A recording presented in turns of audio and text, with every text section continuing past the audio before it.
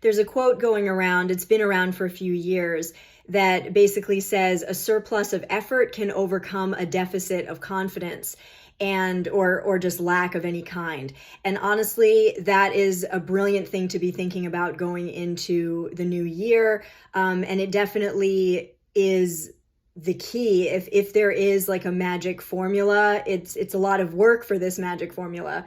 But if there is a key to success in what you want to do, what you feel like you were born to do, this is it. And I feel like for me, the theme of 2020 and 2021 for me has definitely been that God was ordering my steps before I even knew I was on the journey.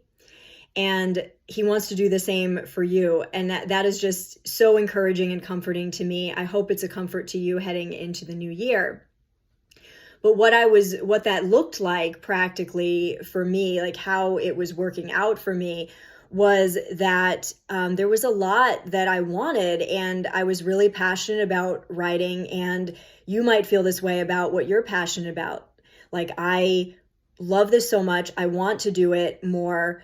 I want to be involved in it. I feel like I was born to do it, but I'm really lacking in confidence. And I believe that there's a couple reasons why we're lacking in confidence with something we want to do.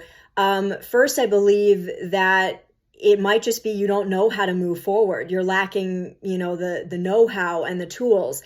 Secondly, it could be that you don't know if you're really that good at what it is. No one has looked at your work, no one professional. You don't really know how good you are at it. Or you're just really discouraged because you thought that talent was all it takes. And it's really discouraging that everyone else seems to be getting opportunities on social media, but you're not.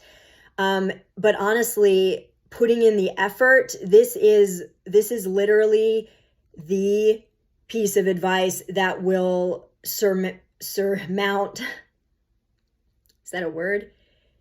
It will surmount all of the above.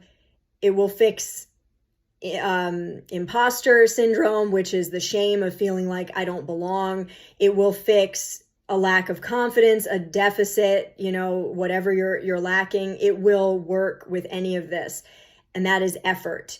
Get busy doing what you love as you can. Don't worry about the opportunities you don't have right now. Get busy working at it. Get better at it. It doesn't have to take over your life, but and you don't have to go back to college, but there are so many resources that you can devote just a little bit of time to. In 2020, for me, it was while I was working, I was on Lisa Turkhurst's writing community for just 30 minutes every other day.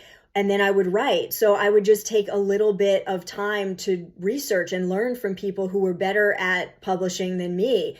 And so it doesn't have to take over your life, but just rearrange your schedule to figure out how you can learn what you don't know and get really, really good at what you love. If you love it, you will make time for it in your life. And the great thing about all that effort is it pays off, because when an opportunity comes, or when you're pursuing an opportunity, you do have to pursue them. They don't just fall into your lap, and they look a lot like work. It's going to look like, here's the opportunity, but here's all the work you're going to have to do to pursue it. That's more like how they look. But when it comes and you've been working at this for 10 years, 5 years, 3 years, you're going to realize, oh my gosh, I'm ready for this.